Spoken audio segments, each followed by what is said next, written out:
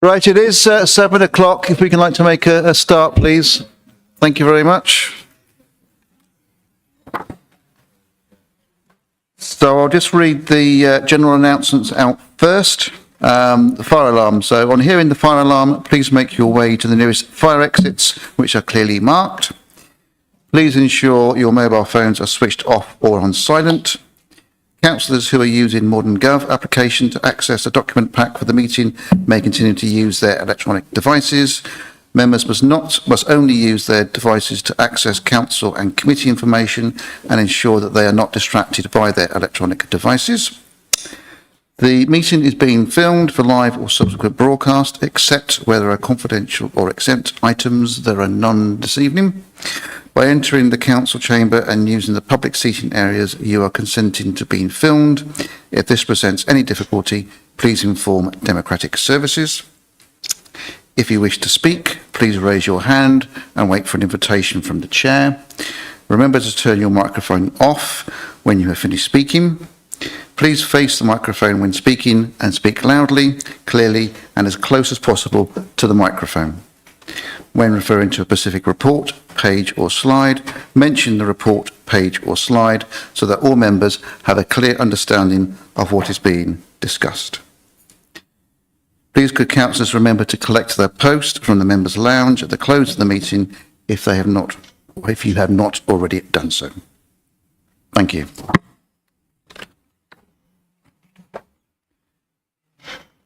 Apologies. We apologies from Councillor Parker and Councillor Hoffman. I think that's it. I don't think there are any other apologies. Declarations of interest. Please raise your hand if there are any declarations of interest. No? Thank you. We're now on to agenda item 3 minutes. Is it agreed that I can sign the minutes of the meeting of the 12th of June 2025? I wasn't here. Please, can you clearly raise your hand to support that? Thank you.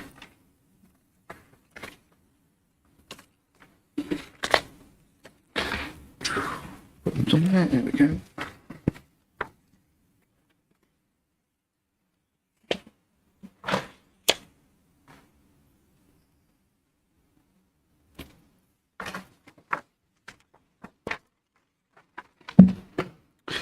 Public questions, there are none, and there are no members' questions either. So we've got budget monitoring as the next agenda item. Before that, I've just taken a bit of liberty with my chair's prerogative. And when we get to section agenda item 10, I would like to take the performance monitoring report first, because there's a lot in it. It's the first time I think we've seen it. So I'd just like to put that and discuss that first, if I may. No. Thank you.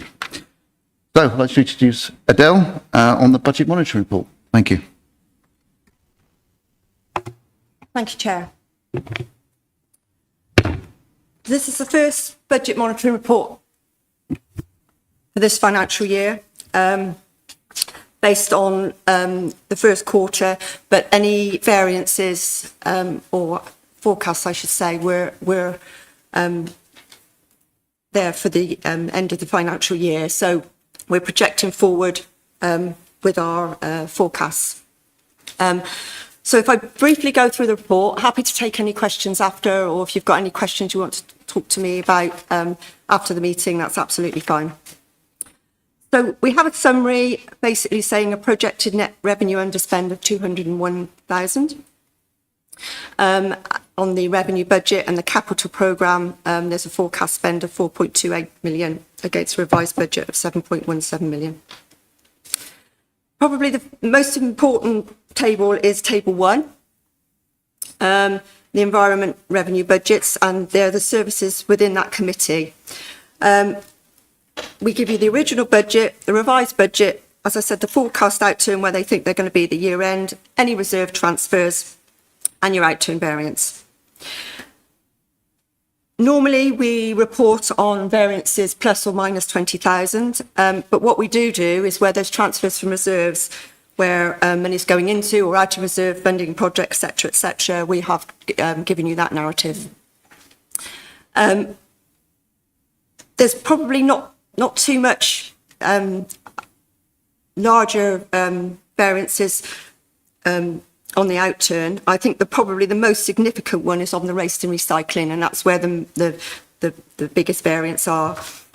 So if I just turn to that one, because that's probably the one I would just talk about briefly, is 3.10.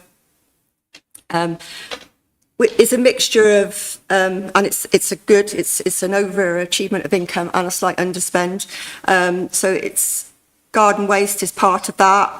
Again, that's growing in line with the subscriber base. Also, the recycling is showing an underspend. We've done a change in contract for recycler. It also is dependent on markets, so that can fluctuate up or down. We seem to be in a favourable position at the moment. There's also a small underspend being reported on the Ubico contract at the moment. That could fluctuate again year on year, and mostly round about employment costs, but they're doing some work on that and they're just to be an in-year variance. Diesel and HVO, obviously when we set the budget, it's set at what those prices are at the time, or what they think they can be, and as we all know, fuel prices and things like that can be quite volatile. There's higher other vehicles due to the delays in procurement, but those new vehicles are on track, and that variance, although that forecast is bearing in mind when those vehicles are being delivered. There are some salary savings within this committee, but they are in-year salary savings. So it's where normally we've had a vacancy, someone's retired, someone's left, and there's probably just a change or from when someone's left to when someone started. So we recognise those variances, but those are fed through to S&R. Capital programme, item 5, is the capital programme for this committee. Your largest one is the canal, and obviously there's a great deal of narrative there. We've got narrative on each of those capital projects because they are bigger, longer term projects. And that goes all the way through to 5.7. And then the last table I will just briefly talk about is on Appendix A, which is basically a more extended view of Table 1 of those services that are within those, more of a breakdown, I should say, of the services that are in Table 1. Happy to take any questions.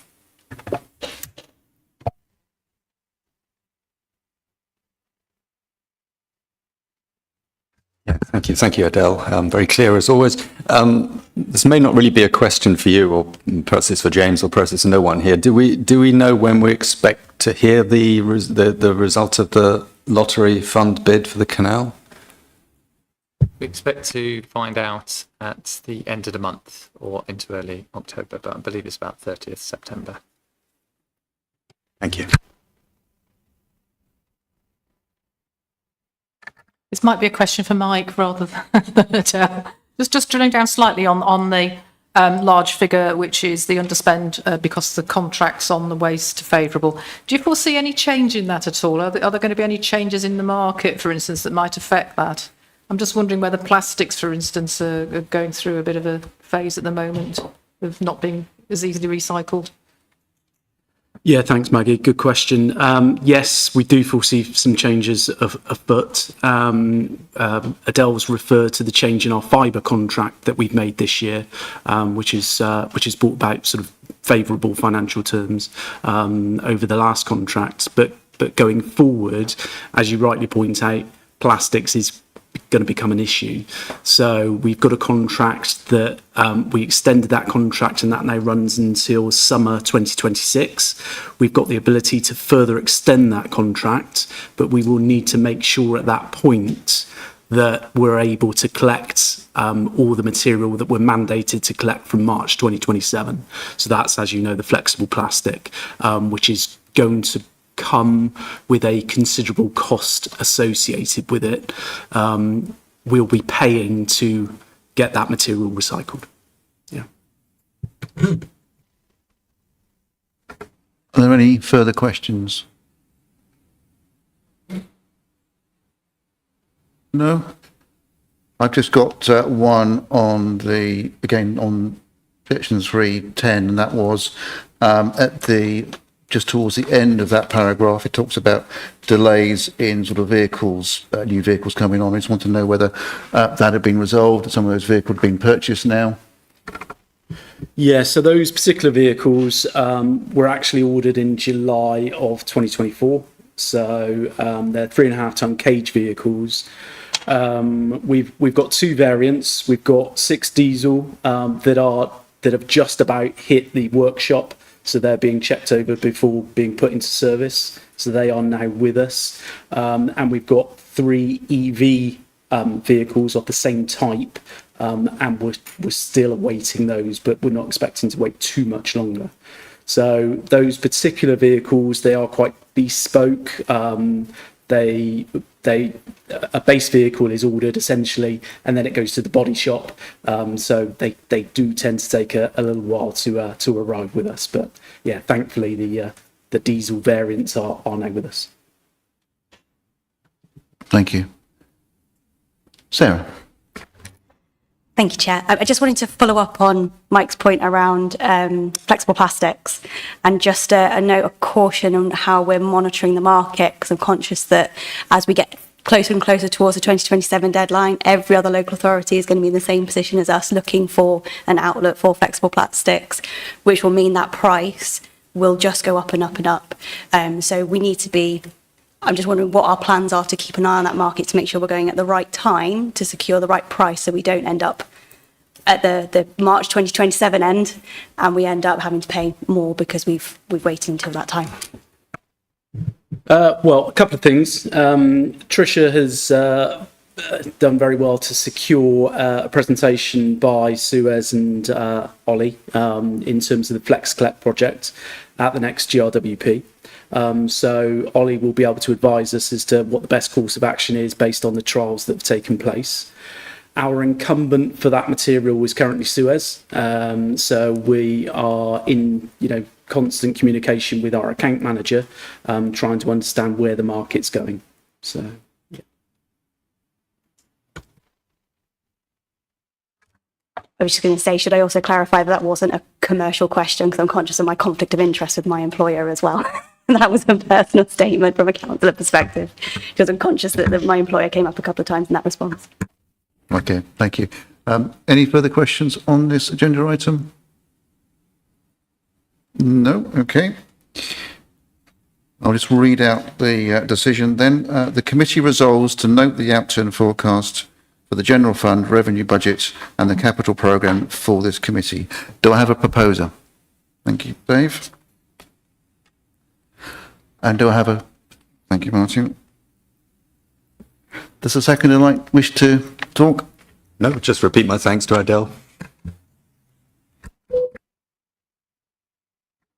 Dave, would you like to say something?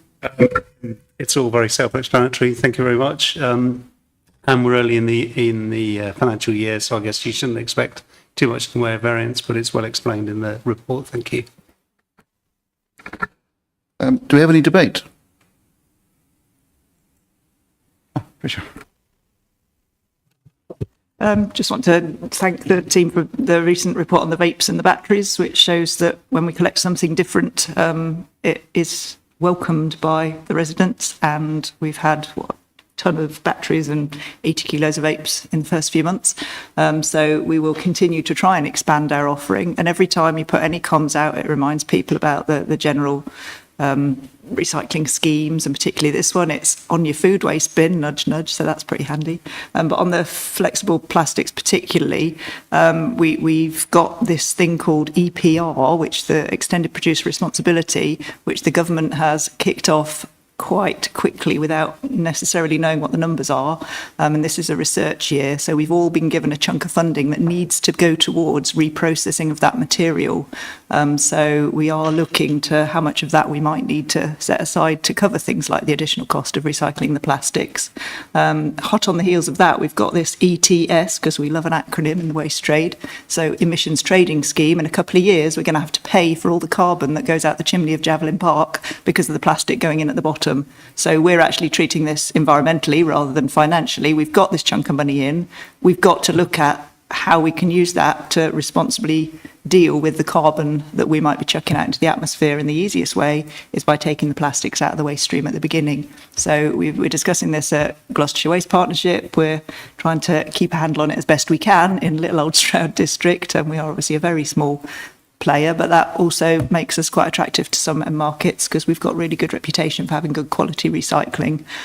So I am mindful that we have got some additional funding that we weren't expecting, and we do need to show that we are doing our best to recycle as much packaging as possible. Otherwise, the government next year will reduce what we are given.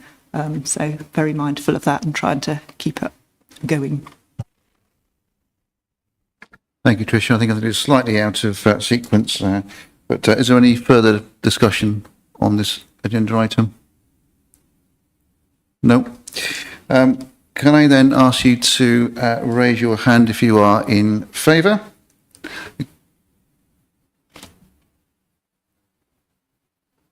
Thank you very much.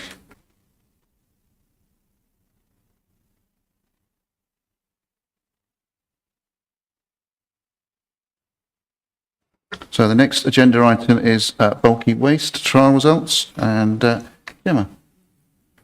Thank you. Thank you, Chair. So this report is to review the bulky waste trial and make a recommendation for improved access to bulky waste collections for those most in need. The trial was undertaken in response to the Council Plan objectives to explore initiatives to reduce fly tipping, including lower cost or free bulky waste collections for those on low incomes. The aim of the trial was to assess the impacts that free bulky waste collections may have on improving street scene. The Lawnside estate in Nailsworth was used for the trial. It has a mix of council and private properties and has gardens with bulky waste items in that were identified from walkabouts. An officer carried out a walkabout of the area prior to and after the trial, noting down gardens that have bulky waste items in. There are around 280 properties within the trial area, and 3 collections were offered 6 weeks apart, starting on May 12th. 30 slots were available on each collection, and residents could book up to 3 items. Prior to the first collection, a letter was posted out to all properties outlining how to access the scheme, and residents were invited to a community centre launch event to speak to officers about the scheme. Before the second collection, a graphic leaflet was distributed to every property in the trial area to further promote the scheme. No comms were sent out prior to the final collection, as we wanted to test engagement without further prompts to promote the scheme. The trial wasn't promoted on social media, and this was to avoid confusion with people outside the trial area and any potential challenge over why their neighbourhood wasn't selected. The results of the trial are in tables 1 to 3, and they're in the report. I think it's page 3 and 4. Table 1 shows a number of bookings and the items and weights that were collected. Also, the percentage of properties where bookings were made, but items were not put out. The number of bookings started off really well, but they decreased as the collections went on. However, the numbers of items not put out for collection increased throughout the trial. Across the 3 collection dates, 35 bookings were made. This number is quite a significant increase on the 8 bookings that were made in the trial area at the same period in 2024. Table 2 shows the number of items in gardens, both before and after the trial. And as you can see, there were more items in gardens at the end of the trial than at the start. The trial appears to have had little impact on the overall appearance of the estate, but 82 items were collected. Only 40% of the properties with bulky items in their garden booked onto the scheme. And Table 3 shows fly tipping instances over the last 18 months in the trial area. Although the fly tipping numbers were not particularly high, most of the fly tips were out of scope for a bulky waste collection. In terms of considerations and options, upscaling the trial is an option, although it appears to have had little impact on estate appearance. Expanding it to other estates will naturally involve a mix of different property ownership types. In the Nailsworth area, less than half the properties were council owned. Around 27% of households were claiming council tax support and housing benefits. Therefore, widely adopting this model could lead to residents who are not facing financial hardship from benefiting from a free service. This could raise challenge around the equity of the scheme. Also, it would be quite resource intensive to upscale this in terms of postage and hand delivering leaflets and door knocking to encourage engagement. There's also a risk that free collections will not be fulfilled. This was evident in some parts of the trial.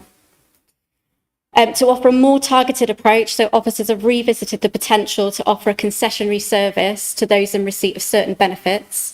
Housing benefit and council tax support are administered by the council. Using these benefits would allow us to have an auto-verification process, reducing a ministerial burden. Also, introducing a very small payment encourages residents to follow through with their bookings. So we propose a concessionary charge of £5 for up to 3 items for those in receipt of council tax support and housing benefit.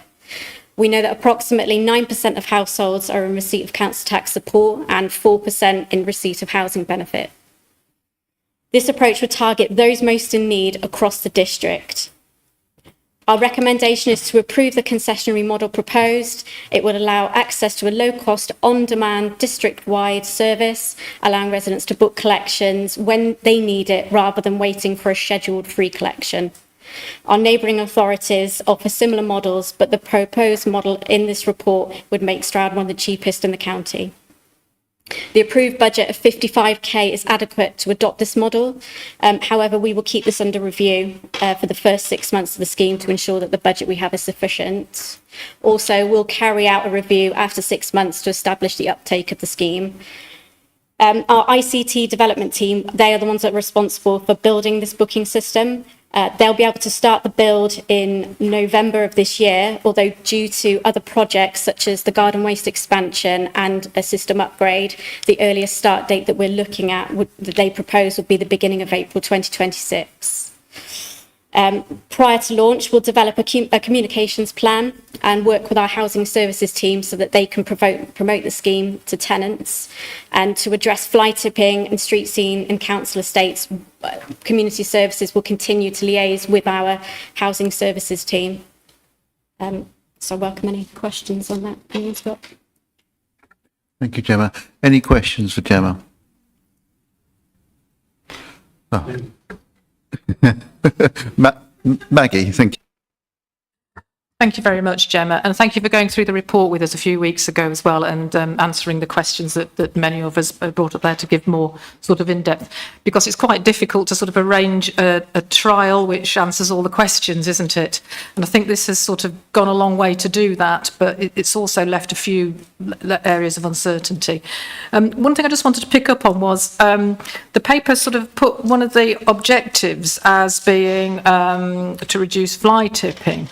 Would it be fair to say that there isn't that link shown in the results? That, you know, it's more to do with people having the ability to have bulky items taken away than stopping fly tipping?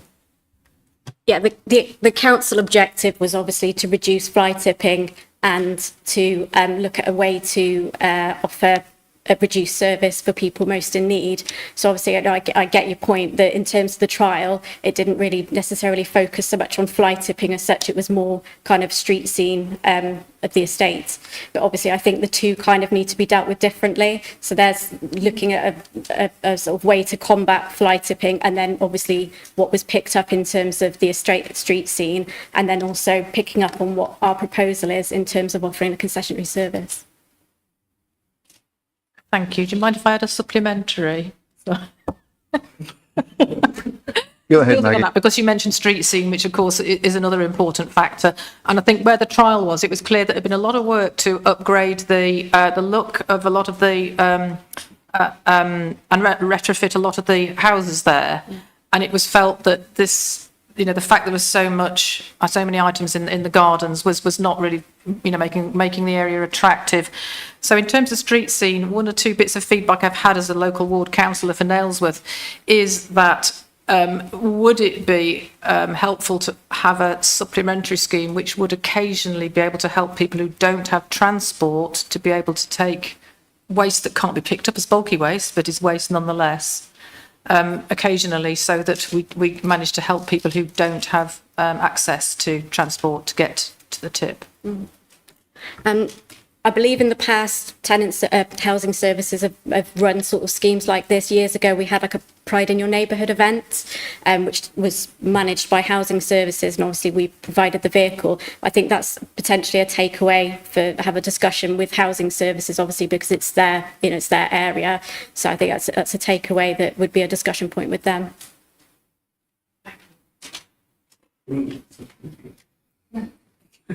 Dave? Thank you.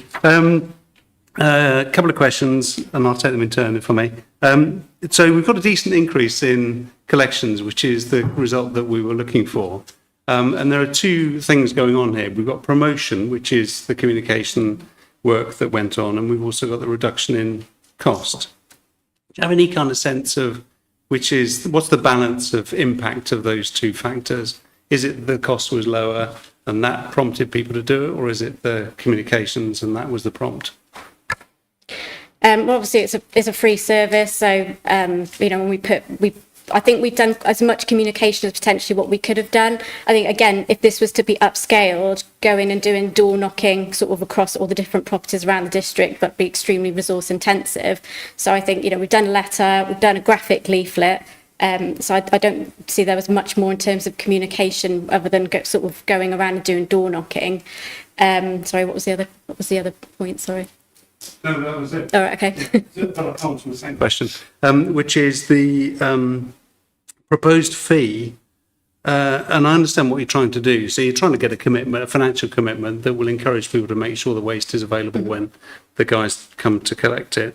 But I'm wondering whether you'd considered a higher but refundable fee that gets refunded if the waste is presented and doesn't if it isn't. I think that will put quite a big ministerial burden potentially on the council, having to then refund money back to people. And also, you know, we're offering it potentially, you know, if we put it at potentially higher, that might put people off if they haven't got £10 or £20.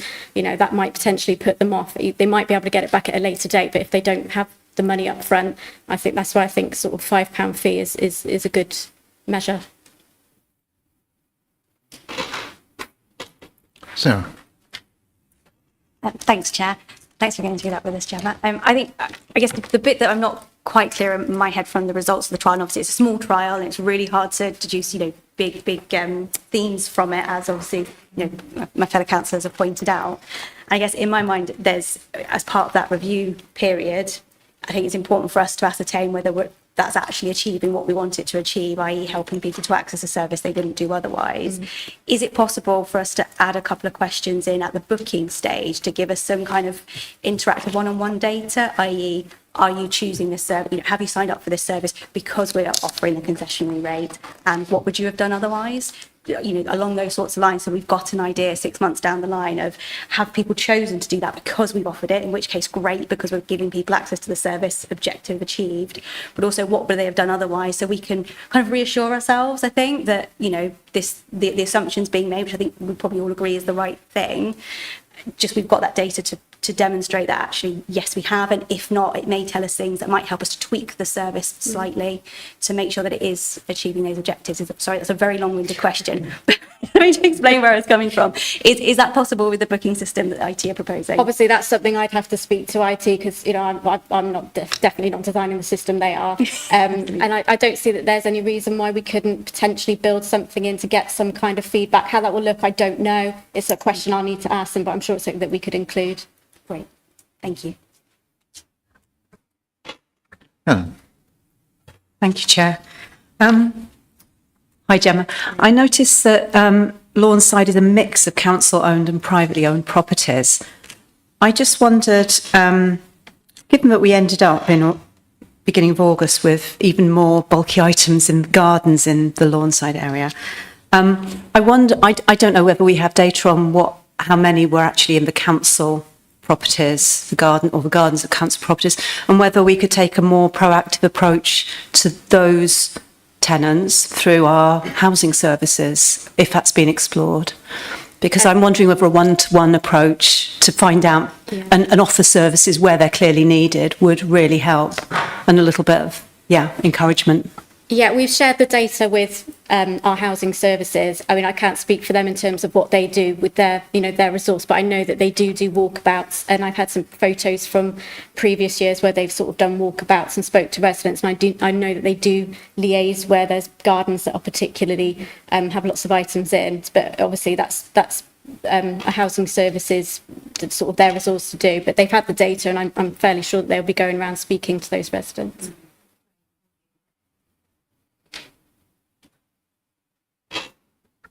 Any further questions? If not, I've just got one from myself, which was, did we get any feedback from those that are participated, or perhaps they didn't participate in the trial, about why they did or they did not participate in it? Did we do any sort of, have any chance to get any feedback from that trial like that? No, we've not got any feedback from residents as to why we didn't.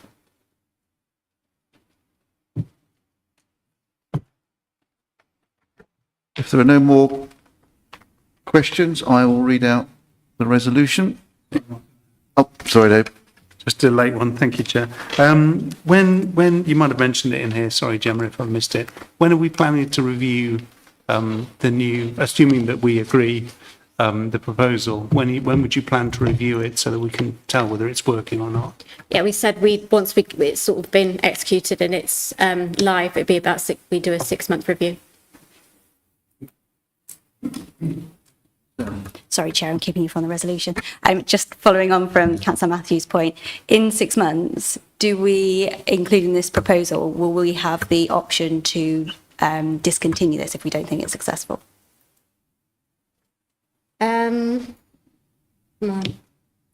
Potentially, I suppose, we'd have to see what levels of uptake there were.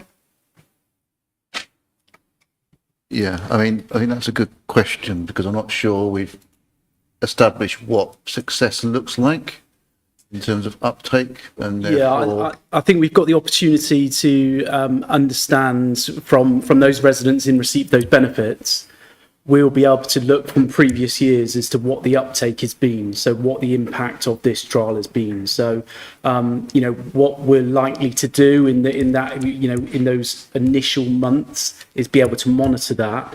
And what we'll do is we'll speak to Martin and Tricia in our sort of regular updates with that information, and then we can decide together what we deem the best course of action to be. And sorry, Mike, I mean, if we wish to, we could take it back to the committee. Certainly if there are any changes, we'd have to go back to the committee, wouldn't we? Okay. Any more late questions? Thank you. I'll read the resolution. The committee resolves to establish a cross-party. No, that's not the right one. So let me start again. The committee resolves to approve the proposal to offer subsidised bulky waste collections to those in receipt of housing benefits and council tax support across the district. Delegate authority to the Community Services Environment Manager in consultation with the Chair of the Environment Committee to roll out the service. Do I have a proposer? Thank you, Maggie. A seconder? Thank you, Sarah. Does the seconder wish to speak now, or reserve her right after debate? Reserve the right, thank you. Thank you. Debate. Anybody wish to raise any items in debate?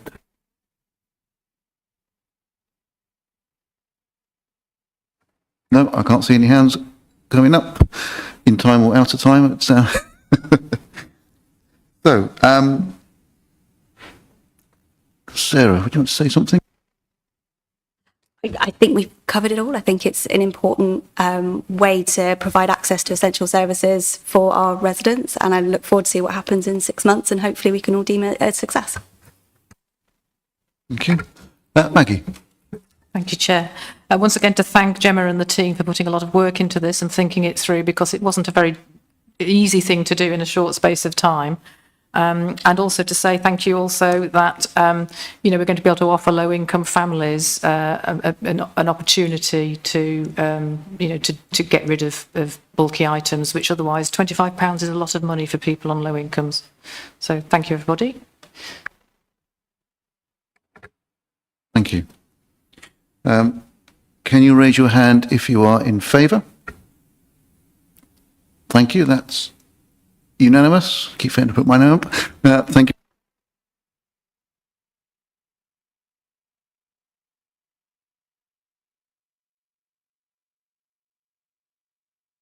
So, agenda item 8, establishment of a task and finish group to review representations on outside bodies. And Rebecca, you're going to double hand. You're going to do that and do this as well, aren't you? I am. I'm going to multitask. So good evening, members. So the report in front of you is to seek approval to undertake a piece of work to establish a task and finish group. And this will be to review outside bodies, which this committee, Community Services and Licensing, and also Council make annually. So within the Constitution, Community Services Licensing and Environment Committee both have delegated authority to appoint members to outside bodies, which is why you have the report in front of you this evening to consider, and Community Services and Licenses will consider this report next Thursday.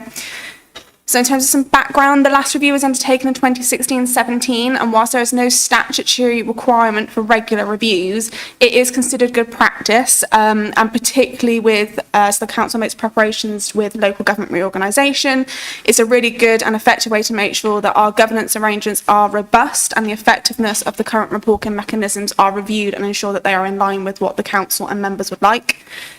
So the Council has a really strong commitment to partnership working. I think we see that quite evidently in all of our committees. So therefore the review would really help strengthen this working relationship whilst ensuring the Council deepens its knowledge and understanding of these outside bodies and the value that these appointments make to Council and both the organisation itself. It will ensure that those outside bodies, those members appointed to those outside bodies understand what their role is. I think there's been a bit of a gap in terms of that, in terms of the different responsibilities within each of the outside bodies, so that would help clarify that position. The draft terms of reference, that's at Appendix A, and under the function section, this outlines the remit of the task and finish group, which can be found on page 33 and 34 of your agenda pack. So the draft terms of reference is seeking to a cross-party membership, which is 6 members drawn across the whole of the council. Nominations have been sought from group leaders, which in total we have received 5 currently. Committee are not approving the nominations themselves this evening as part of the final recommendations. This will be done via group leaders, assuming that the report is approved tonight and at Community Services and Licensing. And the officers in which will be sitting on the task and finish group will be myself, the monitoring officer and the Director of Communities and Place. If approved, the task and finish group, the recommendations regarding the conclusion of the review would report to CSN in March 26 and Environment in April 26. Any changes to outside bodies that Council appoints, that will be undertaken at the April Council. And finally, any amendments to the Constitution regarding the reporting process, that will be undertaken at the Constitution Working Group before being approved at Council in April also. So therefore, I'm happy to take any questions. Are there any questions for Rebecca?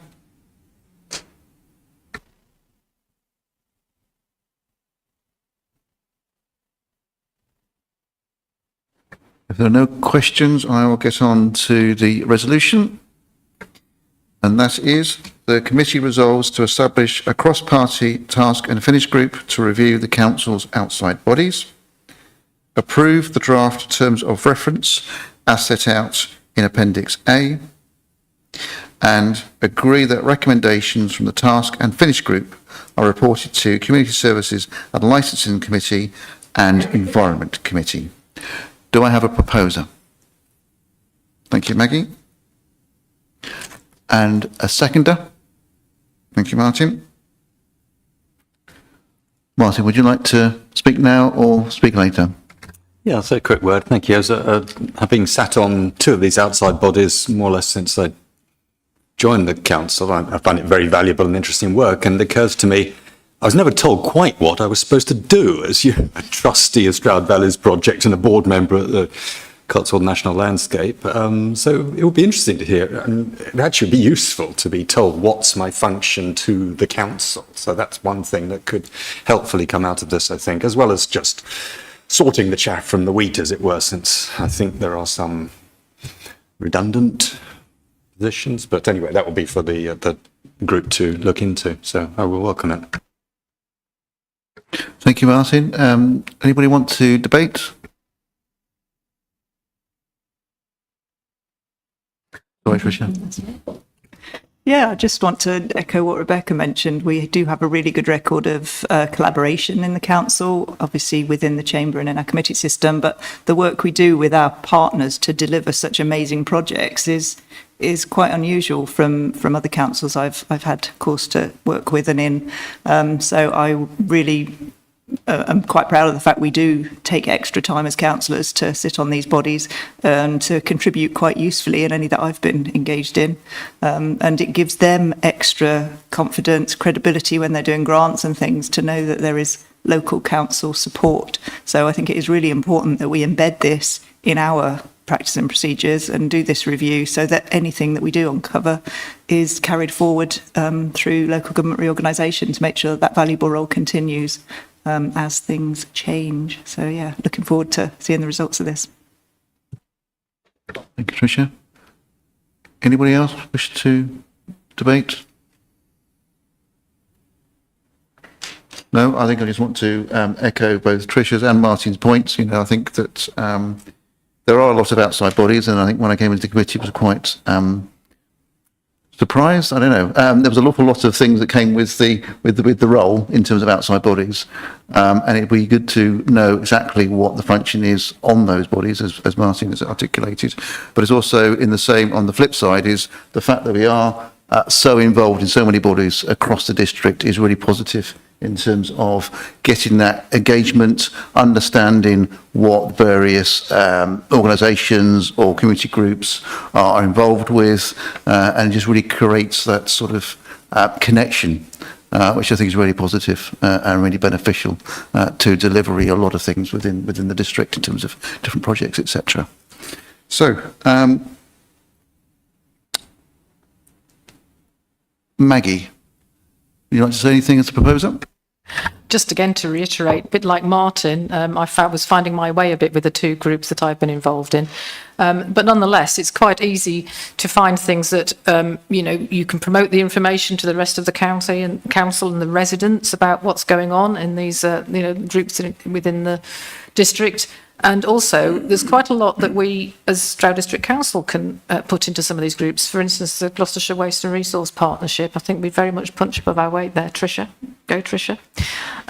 So, I've got a lot out of these groups, and I think they're very, very useful. But, as I say, I don't know all of them. It would be very good to sort of review them and look at the resource and also perhaps a bit of guidance as to how we can get the most out of them. So I support this. Thank you, Maggie. Can I then ask you to raise your hand if you are in favour of the motion? I remember to put my hand up this time. Thank you very much. That's unanimous.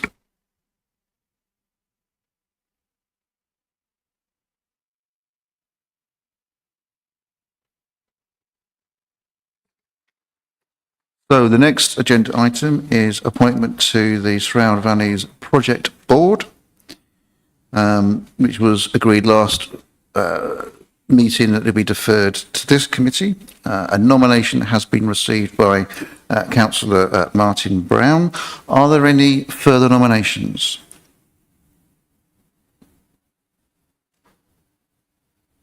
No? Okay. There's nothing here about debating and questions and things, so I think we'll probably just go straight to the vote, I think. There's someone going to tell me. No? Okay, great. Can I just ask you then to raise your hand if you are in favour of Councillor Martin Brown taking on? Thank you very much.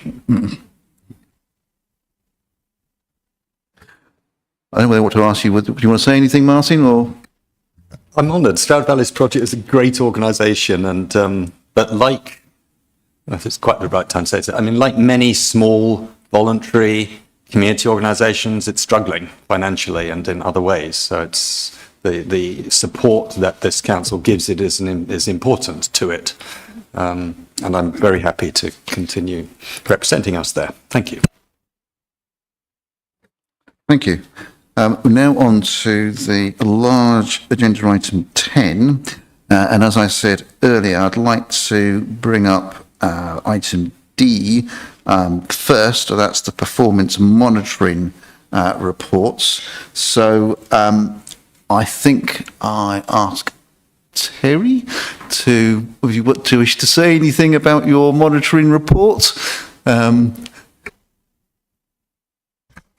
Well, it was quite an experience, great pleasure to be have this huge weight of responsibility. I'm afraid I did talk rather too much, probably nerves, but actually it was a very interesting experience, something I haven't done for many years, and I learned a lot from it about what is going on, that's the great benefit of it. And don't ask me for any details, please. But we did it was a good session, and yeah, I was very happy to do it, so I hope that the officers are satisfied with the process. Thank you for all the detail. Thank you, Terry. Opening up to any questions on this.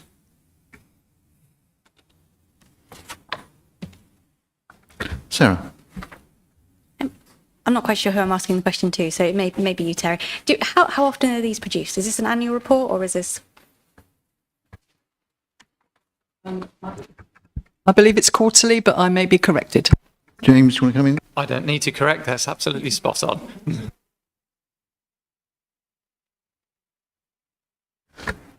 Any further questions? No?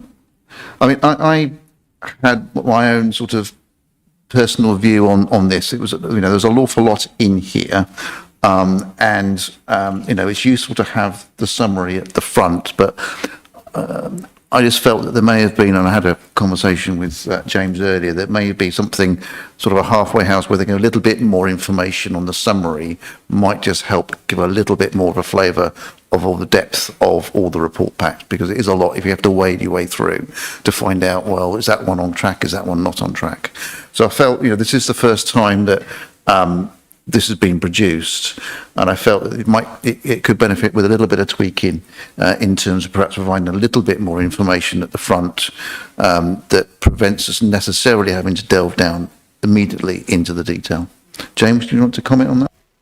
Yeah, I'm happy to work with Councillor Kinnison on that because obviously it's for your benefit in terms of going through that. So, and I'll also work with Democratic Services on that. Obviously, this is the first quarter, so we're finding our feet a little bit with this, and there has been some really good improvements with the process so far. But like with anything like this, it's an iterative process. So ultimately, it is for the benefit of members of the community, yourselves as well, and where there are opportunities to make improvements, that's great. And I'm more than happy to work with yourself and Councillor Kinnison on that as we go forward. Thank you. Sarah. Thank you, Chair. This may be a question for James for this one. We've in the plan itself, we've got quite a few milestone due dates that are blank, but also quite a few that are also done in 2029. I'm conscious with things like local government reorganisation, etc. Do we need to re-review some of these dates to make sure that we are, because obviously things may well change between now and then? Yes, that was a question that you yourself picked up on, Councillor Kinnison, at the last meeting. Some of them are simply because it's difficult to know at this time what the deadline is, so we put it at the end of the plan. But as we progress through it, absolutely, there would be an expectation that we would start to hone down on some of those priorities. I think one of the challenges we'll face as we get closer to LGR and the public finances that we have across Stroud, but also wider, is whether there'll need to be certain prioritisation of certain projects. So again, by going through the budget setting process, the medium-term financial view and things like that, we will then start to see a focus on what the dates are. But first quarter, for the first one, we've made a mark of 2029, and yes, we would need to enhance that and give greater clarity. Thank you, James. Any further questions on the performance monitoring? Martin? Yeah, I noticed the local plan is still on there, but I suppose that's because it still was in Environment Committee in the first quarter, is that right? And now it belongs in SNR. That's a good point. That's probably a good reason, a good answer to the question. But yeah, absolutely, it's in the Strategy and Resources Committee now. Although you'll have noticed that in the very first paper, in terms of finances, the local plan is referenced in there. So it's still part in budgetary terms in there. So there's a bit of flex between the two. I mean, as we progress the draft local plan and potentially start a new one, I think there will be a bit of crossover between the Environment Committee and Strategy and Resources. And I'm more than happy to sort of flex to sort of speak to the sort of environmental credentials and any questions that you have on that. So I suspect there might be papers going to either or, but we'll see how we go on that one. Any other? Yeah, I think this echoes your point, Martin. Is there a way, I mean, what I'm thinking as I look at this is that really what I need is a summary and then the ability to kind of drill down into the detail for those areas that are not green to see what is falling behind or what's, and to highlight that. And this has been printed up in black and white, which is singularly unhelpful for RAG statuses. So I don't know if there's any thoughts around presentation of this kind of report going forward that would be useful to know about. I'll take those comments away, and they're very similar to the chair's comments that we had yesterday. So I think in my summary, I'll try to enhance that where I think actually go to a certain page and have a focus on that. So no, I'm more than happy to sort of enhance my summary of that. Terry?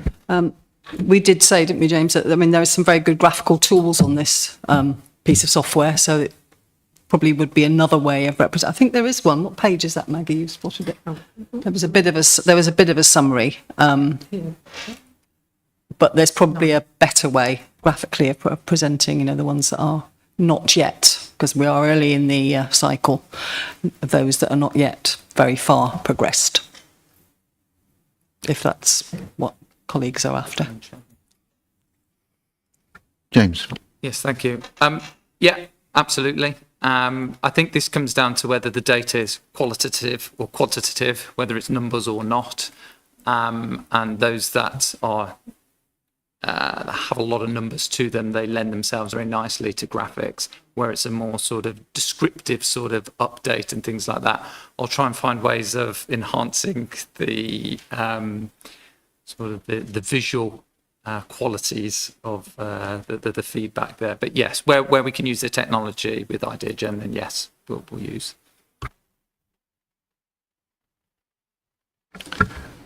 Any other further questions? No.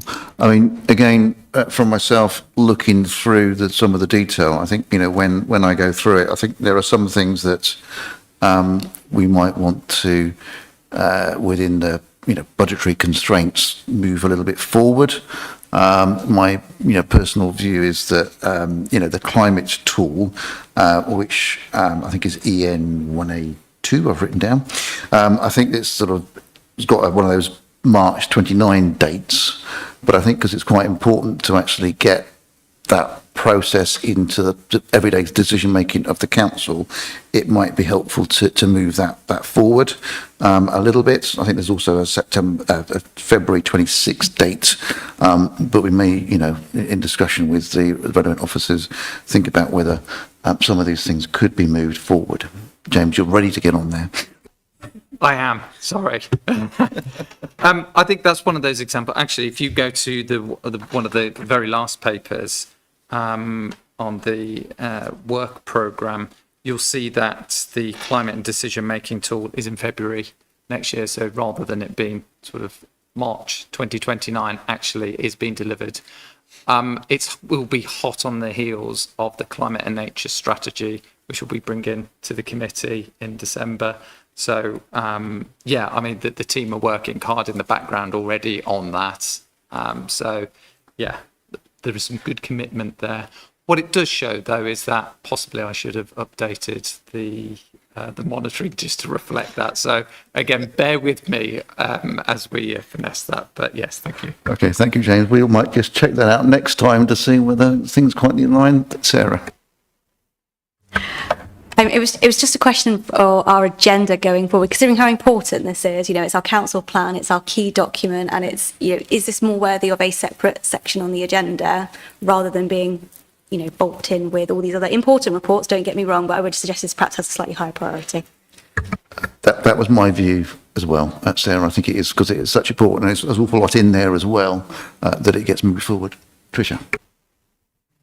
Yeah, in support of that, I mean, this is a really good start on us having a closer visibility on what's going on, and particularly with as we move to LGR, this is a decision-making forum. So if we are seeing things slip, or the officers are wanting us to put more budget, change priorities, it's important that the whole committee has that visibility and that engagement, so that we can actually support the officers to deliver by making those decisions at the right time. Budgeting is going to be hugely important to have that in our back pocket so that we can cross-refer. So great that we've now got this. I know we had the online tool, but that hasn't been particularly easy to negotiate. So having this presented is going to make that whole process a lot more effective, I hope.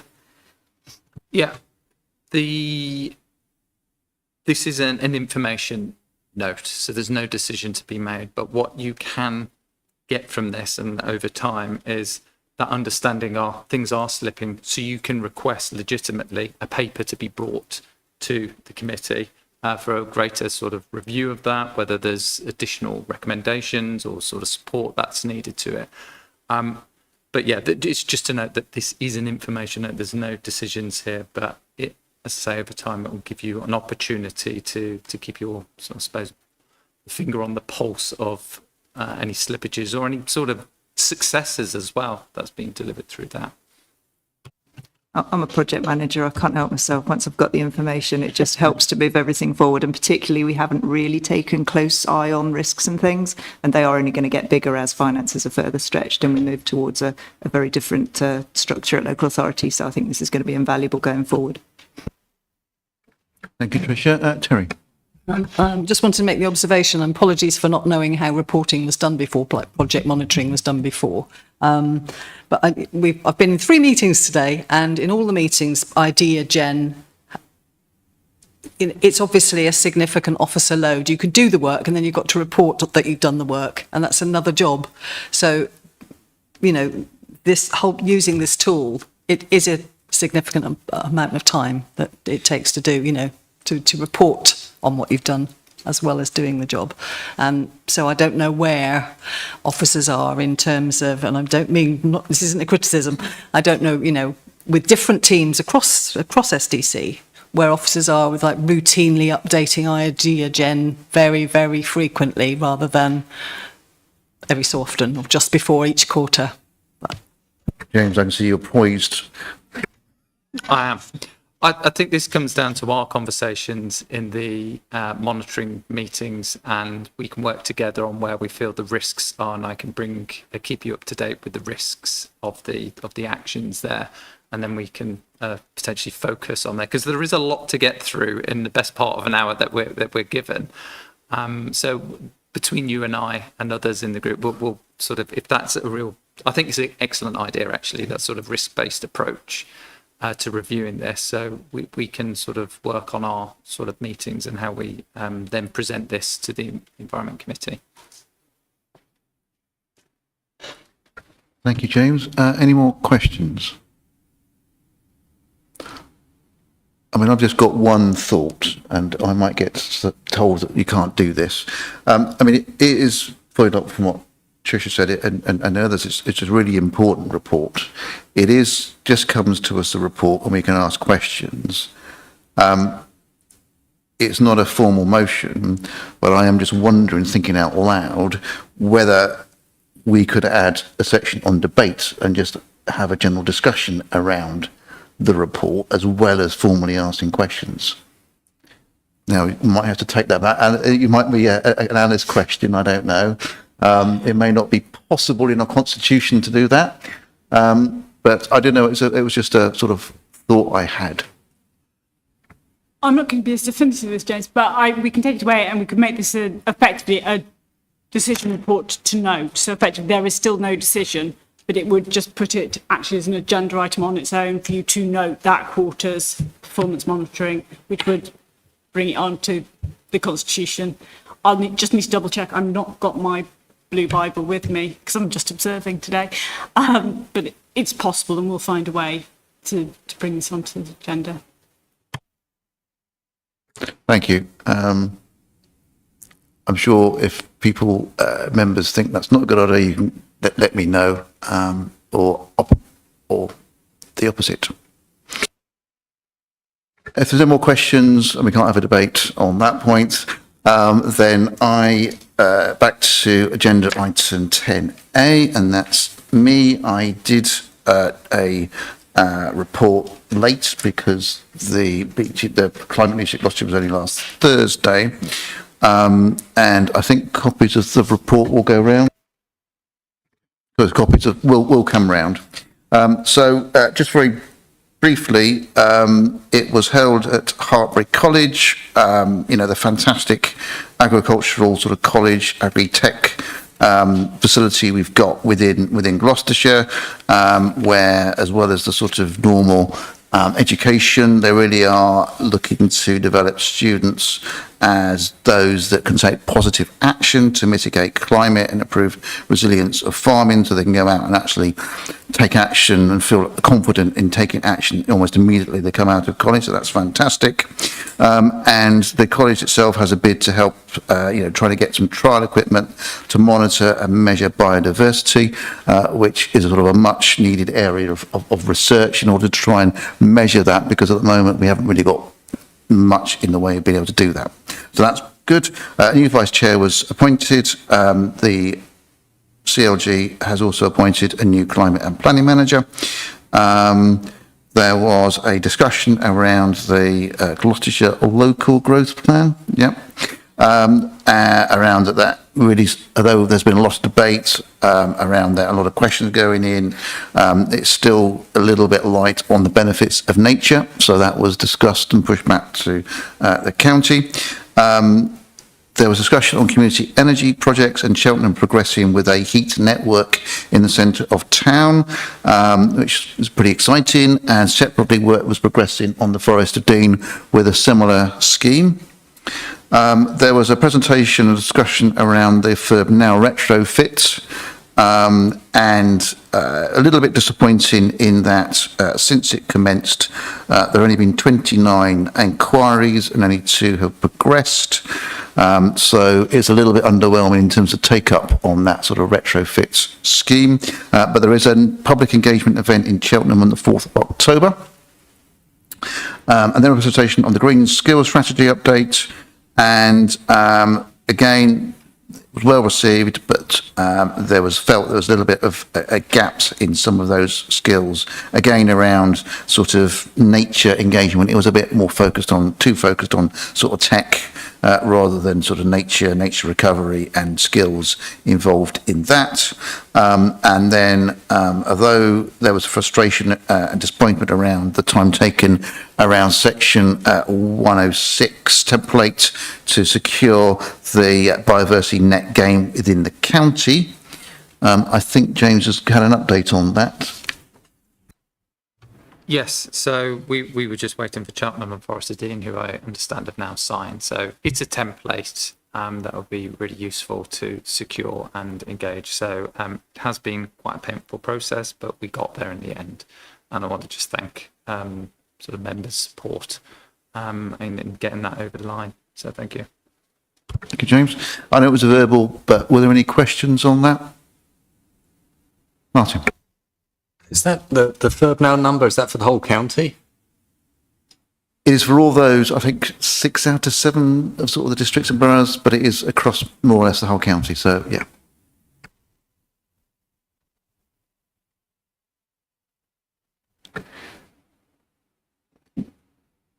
James wants to say something. Just a bit of context, really, for the FIRB Now. It has been a bit disappointing, but I think it was expected. They're also looking to get a new marketing manager on, and I think we've been in that unfortunate position where transition between some people into a new job, so it never helps when your key marketing person isn't there to sort of sell and market the product. But also, it's a very focused bit of work, really. It's focused on those that can actually afford retrofit. So that's a sort of a small section of the market, really. So I just wanted to sort of emphasise that in terms of its work. So in wards like mine, it's a large section of the population who can afford their own. Tricia. Just making the observation, it does come on the back of quite an extended period of a free sort of overview that was made available through the different councils. I know I took them up on it and got a really good report. So I am now carrying out that retrofit now that funding has become available to me personally. So anybody that was keen would probably have jumped on that.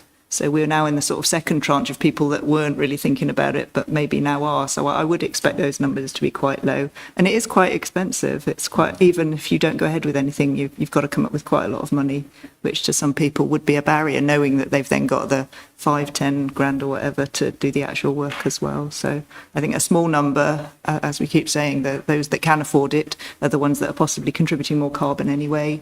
And have possibly got the older, bigger houses, which are the ones that need addressing. So I hope it's going to be measured in terms of actual delivery and carbon saved rather than just numbers of inquiries, because that's what it's about. James? Yeah, I tend to agree with you on that. I think at the Climate Leadership Gloucestershire meeting, it was just very much a sort of the report on progress to date, and there was a lot of, as you would expect, a challenge on the numbers. An understanding of what progress will be made in the next quarter and the next 6 months, which they gave a sense of that they would expect an increase. And then they used data from other campaigns that they've done as well. So we'll need to keep a keen eye on that project, I suppose. And the other thing that I didn't say, which will have a factor, is that it sort of started in the sort of beginning of the summer. We've had a very warm summer, so people aren't really thinking about that. We come into the autumn, people start thinking, oh, we're going to turn the heating on, so maybe I do need to think about, improving our sort of efficiency of the home and heating, etc. Any further questions on that? If not, I'd like to move on to Cotswold Natural Landscape Board report. Are there any questions on this report?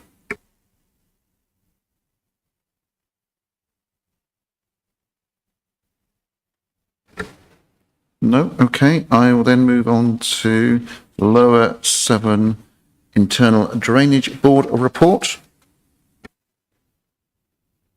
Terry. Can I make a short supplementary report? So I did attend the special interest group at Parliament a couple of weeks ago, and it's a really interesting issue that's come up where in the past drainage boards have been funded more evenly across the country, but now the funding is actually located where flooding problems are prevalent. But this means that some local authorities, because of electricity prices, it seems to be mainly, because of standing charges specifically, there's one local authority that's spending either half or over half, I can't remember the percentage, they're spending most of their council tax just on the drainage levy. I mean, it's very, very disproportionate. They're really struggling. So this is why the special interest group has formed. And there were some very good little speeches. There was some fairly good, quite nice canapes. And I have informed our local MP about the problem and asked him to consider signing up for the special interest group. So that's all I wanted to say. Question? Thank you. Thank you, Terry, for that. Any questions? Okay, I'd like to move on to the Stroud Regeneration Committee update. Perhaps I would have said it's just as questions here, but I don't know whether the author would like to say anything or any questions on that report.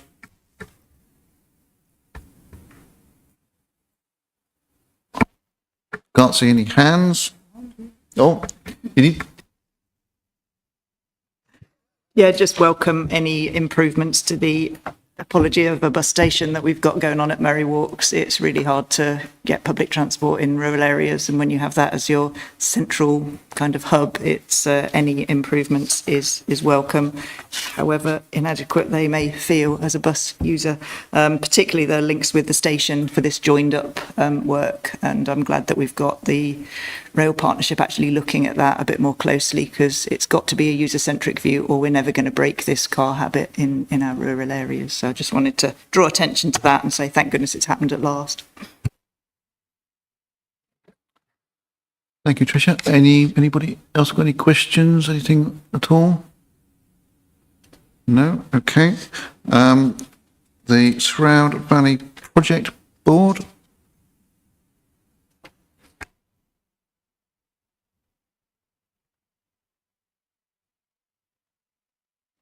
Don't see any hands up on that one.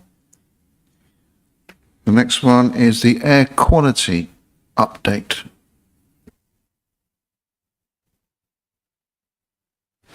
Maggie. I noticed at the end there was a reference to an increase in burning of controlled waste, which means incineration in your backyard, which is never a good thing. But I also wondered whether there is a monitoring of people who are burning sort of green waste as well, because that can cause quite a lot of particulate nuisance as well as health issues, particularly in Stroud, where you get it collecting in the valleys. So I just thought perhaps feedback to the officers about perhaps monitoring the prevalence of that, because it's something which environmental health officers, I think, do monitor, particularly in relation to complaints.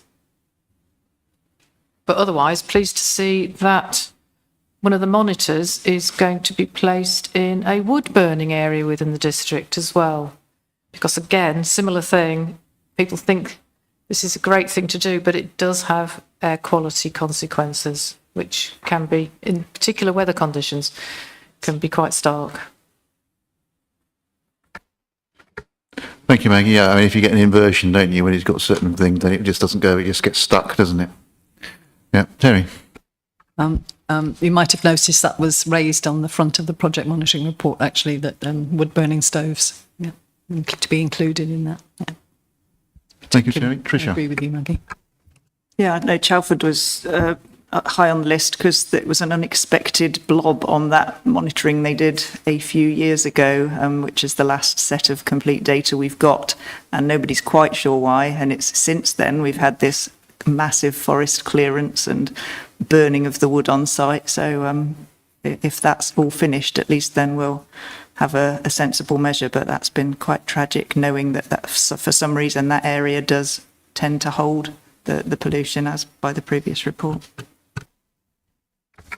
Thank you, Tricia. Any other questions?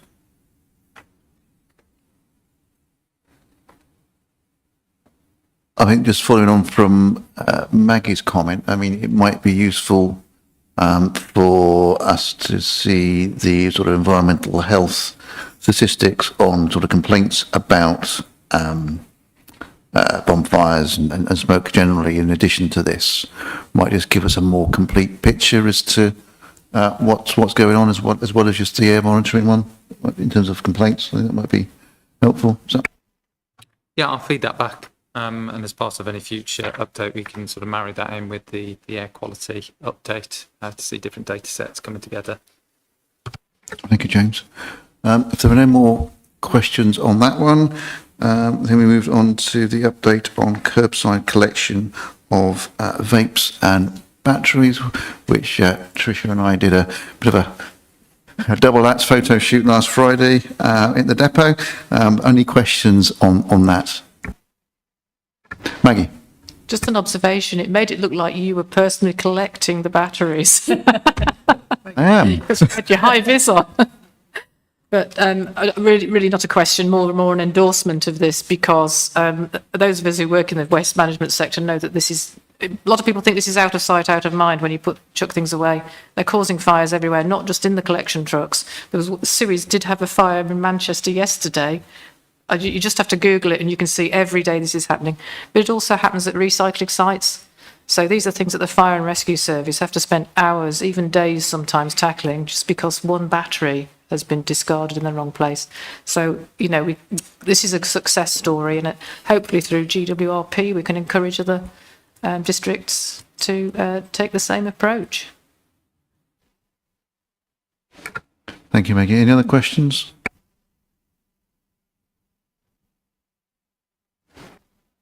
I think it is a success story, but with a lot of things, it's something that needs to still continue to get momentum. So, you know, there will be early adopters, and then there'll be a mainstream, and there's those that maybe don't participate. That is getting all of those, everybody, all residents, engaged in the process of collecting the batteries and the vapes to get them right out of the system. We then have the Beaver Letter of Support information sheet. Any questions on this one? Martin. No, just 3 cheers for beavers, and I look forward to having them up the Holy Brook or thereabouts. Yeah. Can I make that 6 cheers for beavers? Any advance on 6 cheers? How many committee members are there? Terry. Just to say that the Independent Drainage Board staff are not, they wouldn't be cheering, particularly for beavers, I don't think. But, So I think that's 9 cheers. Any other questions or cheers on that one, which I think it's fantastic, you know, to have that. We've given them support, and, you know, because we know that they can do a tremendous amount to help reduce the risk of flooding naturally, you know, much cheaper than putting huge engineering projects in to do the sort of a similar thing. And it also supports an awful lot more of nature and biodiversity when you bring them in as well. So I think that's a great thing, and you know, I can't wait until they get introduced in. I think is a couple of years' time. I think is the projected implementation. So the last report is the Gloucester Local Nature Recovery Strategy Consultation, which is a bit of a mouthful, but any questions on that?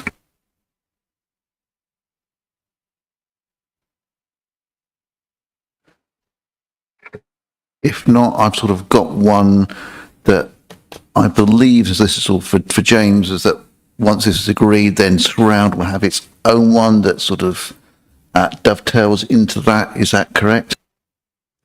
So we're not statutorily required to do one, but yes, I think that the intention would be then to turn this. It's a lovely document, but the question that probably on most of our lips is, so what? What do we do with this?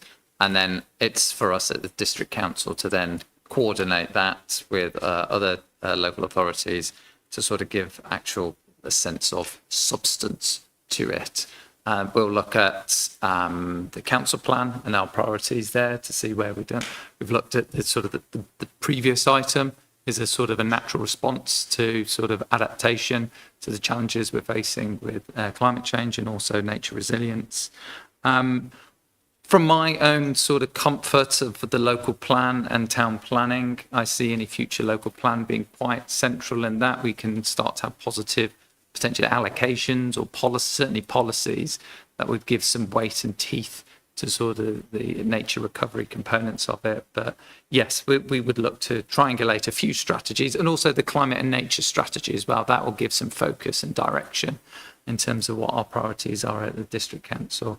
The other thing to say as well is that town and parish councils have a duty as well. And I know Rebecca Charlie has been working quite closely with them, and she shared various templates. I think there's a training session in, I did have it down here somewhere, it's October the 22nd. There's a training day in the evening for town and parish councils where we're looking at nature action plans and biodiversity duties as well.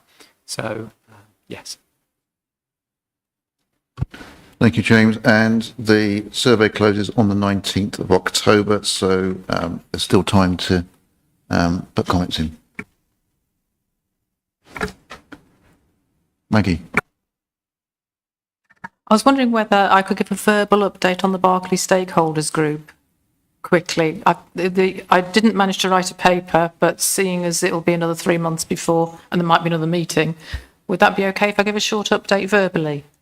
That's fine with me. I don't know whether we have to Short formally, all the members have to agree, but it's fine with me. I'm going to read it off my phone because that's where I made the notes, if that's okay. Okay. Right. So this is the stakeholder group which engages with communities regarding the decommissioning of the old Berkeley nuclear power station, which is in our district, as well as Oldbury, which is in South Gloucestershire. So the Nuclear Restoration Services are doing the long-term decommissioning, very long-term. Martin, I think you know a bit about this, don't you? Yep. You'll be glad to hear then that they're on track with the programme, which is taking out the low-level waste. All the high-level waste went quite a long time ago.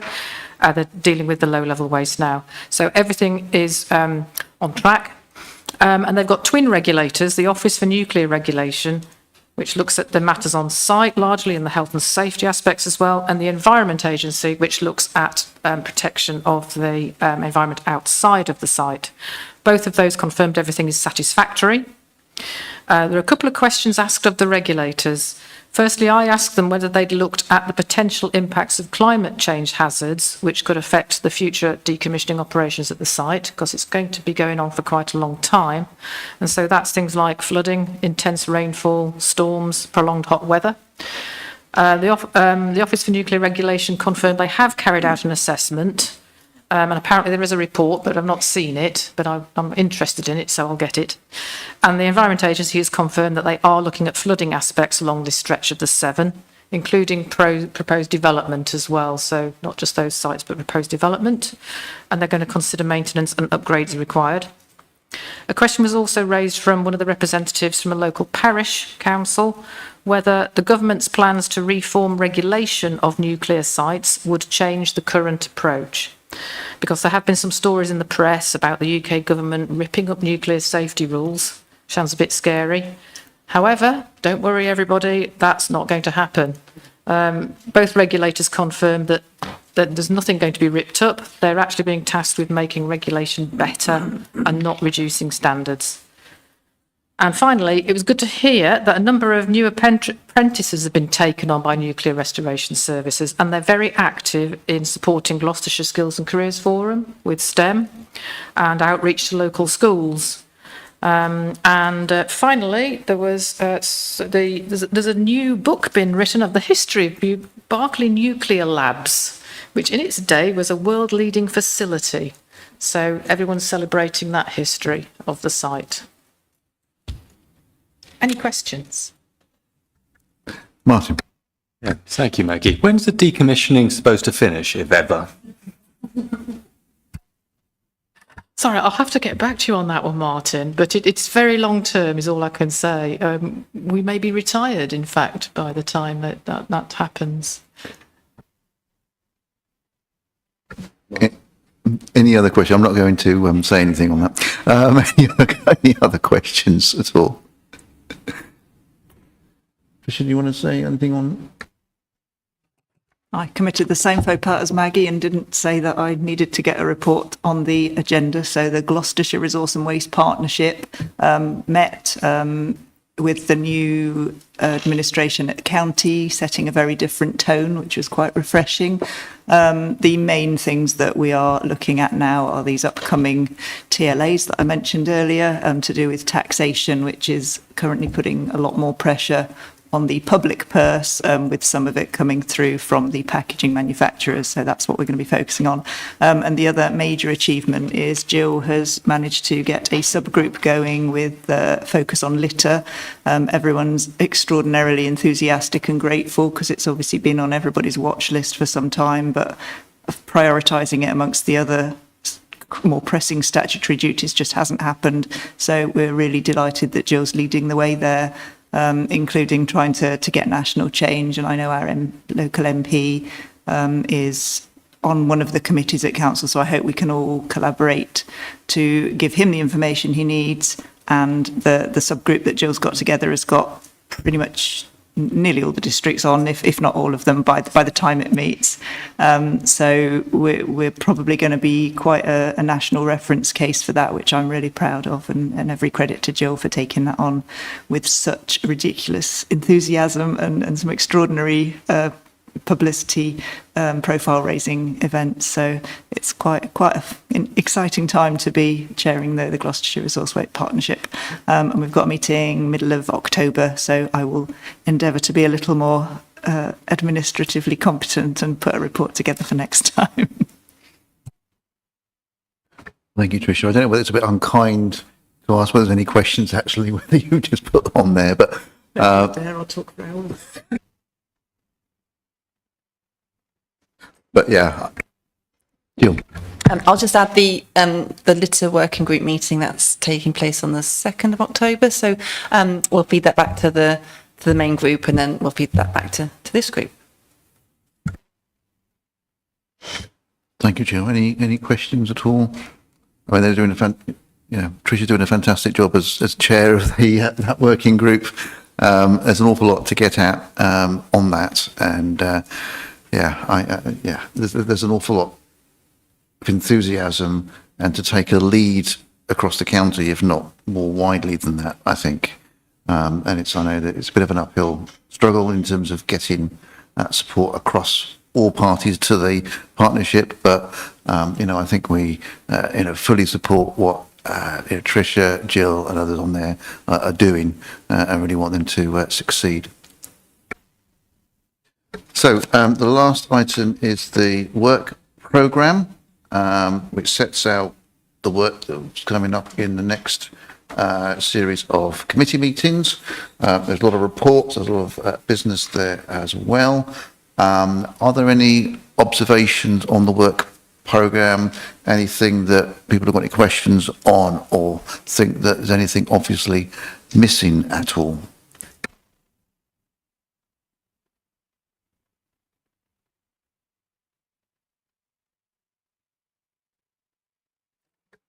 If not, I would just... Dave? Do we have a bulky waste review? I couldn't see it. Yeah, so it should be April, I guess. Yeah, Tricia? Unfortunately, the IT delays mean that it won't start until April, so we won't have a review until 6 months after that, so we're not planning forward that much. But yeah. Any further questions?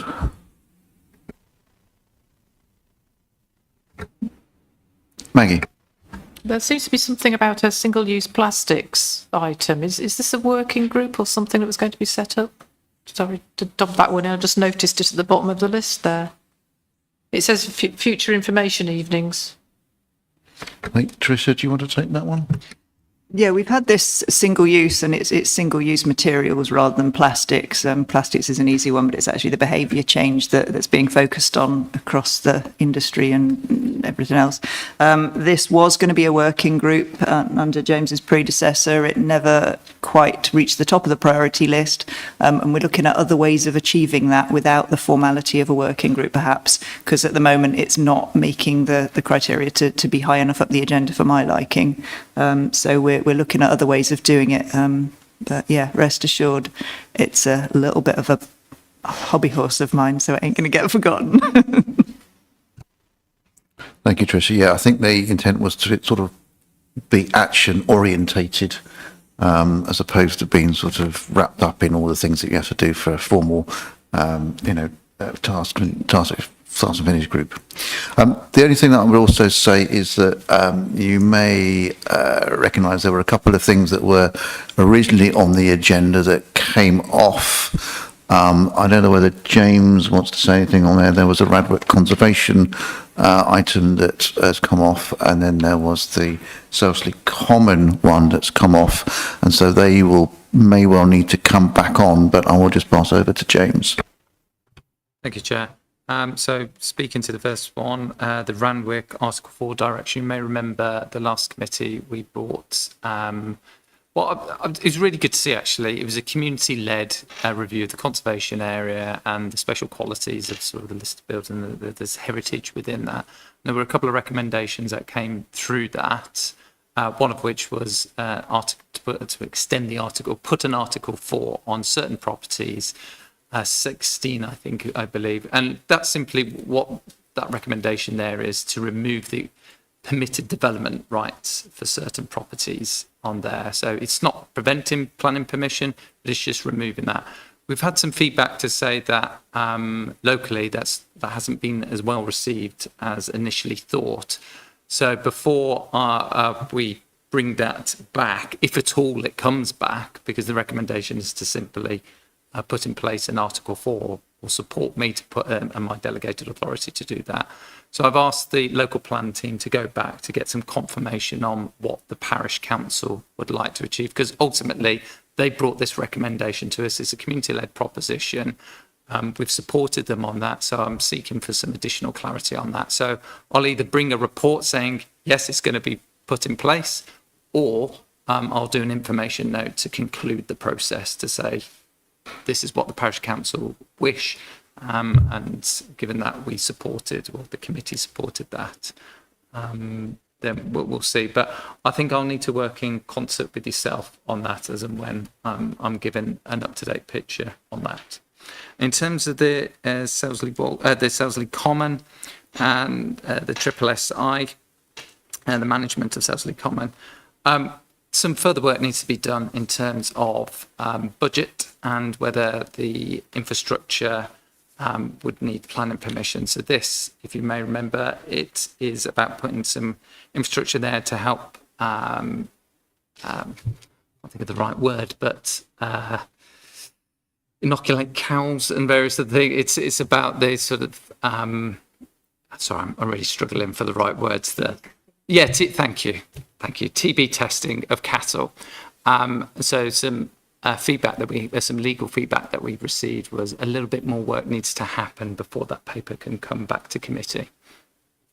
Thank you.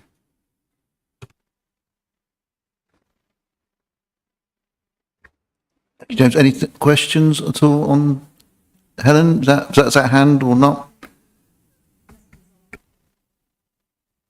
Sorry, I've got a question going back to the bulky waste scheme and Dave's observation that we might need a review in 6 months' time.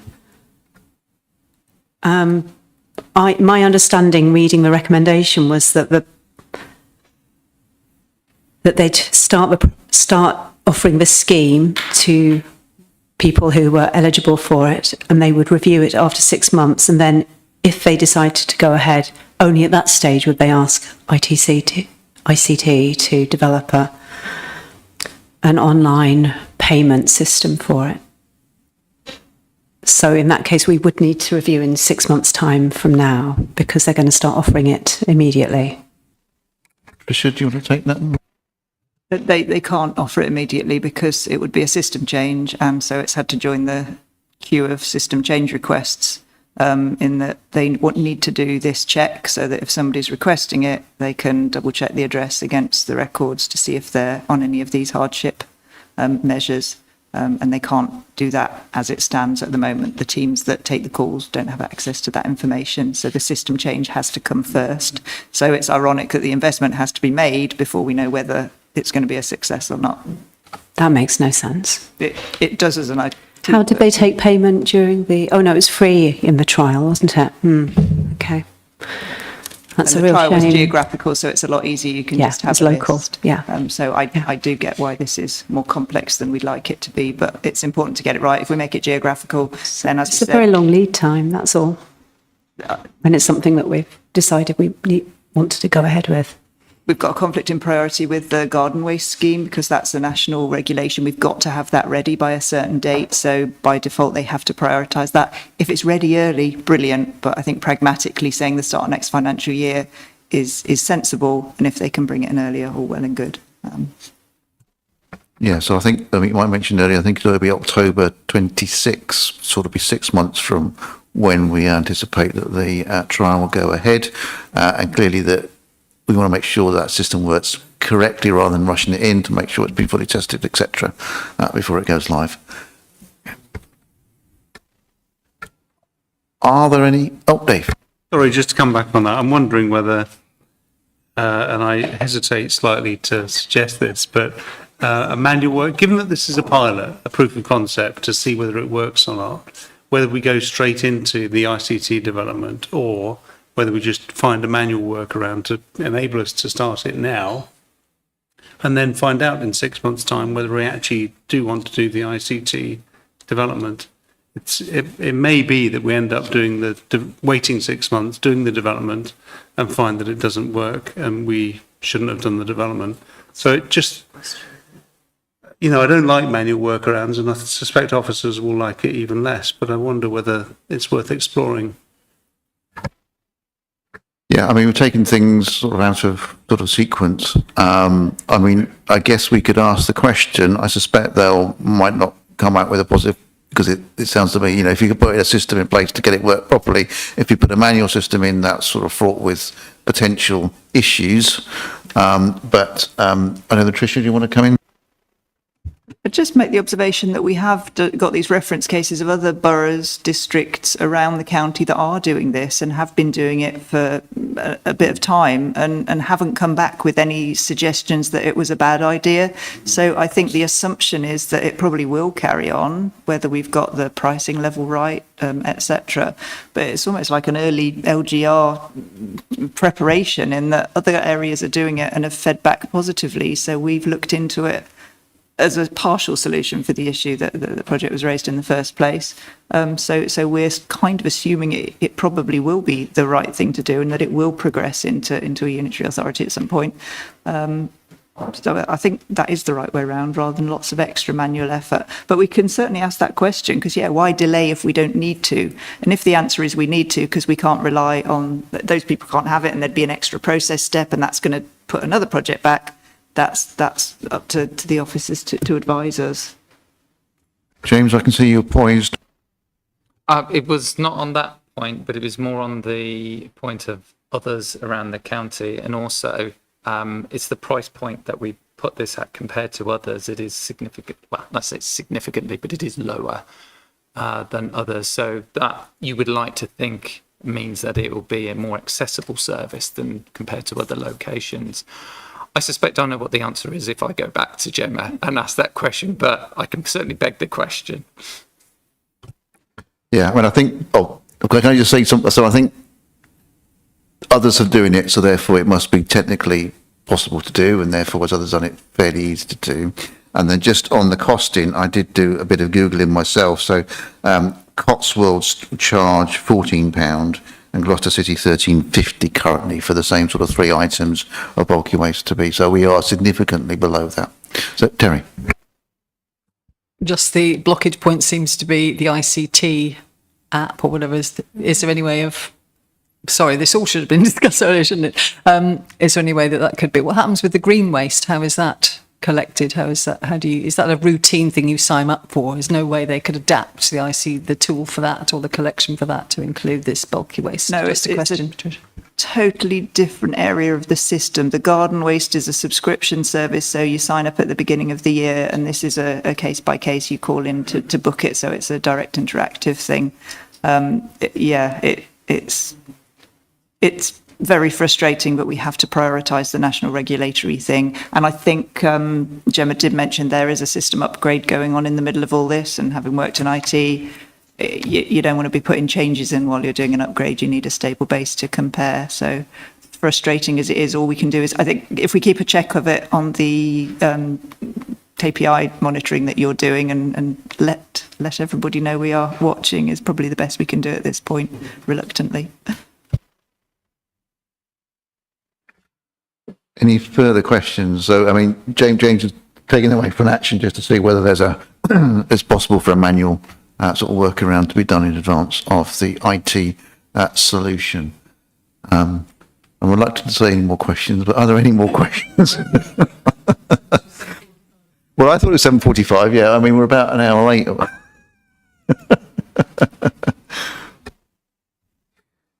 If not, then I think we're at the end of the agenda. So thank you very much for your contributions. There'll be a lot of good debate, discussions, questions, etc. And have a safe